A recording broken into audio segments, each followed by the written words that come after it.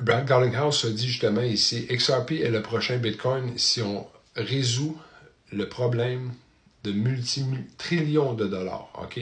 Parce que comme je vous ai dit, il y a des trillions de dollars qui s'en viennent, qui vont rentrer dans le système. On ne peut pas rouler ça sur Bitcoin. On ne peut pas rouler ça sur Ethereum. C'est impossible. OK?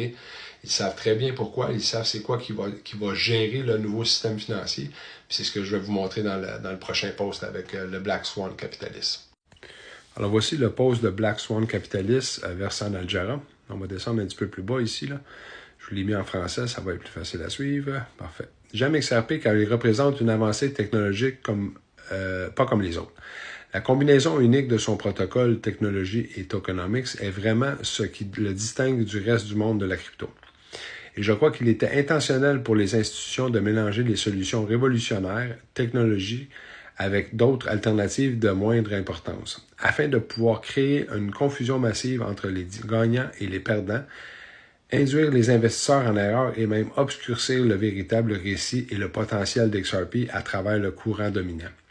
Les nouvelles est leur seule fixation sur Ethereum et Bitcoin. Ils ne voulaient pas que vous voyez XRP. Ils veulent que vous voyez Ethereum, Bitcoin. On entend juste parler de ces deux-là tout le temps. OK? Il y a beaucoup d'autres bons projets, mais tout va être géré par XRP dans le beau système.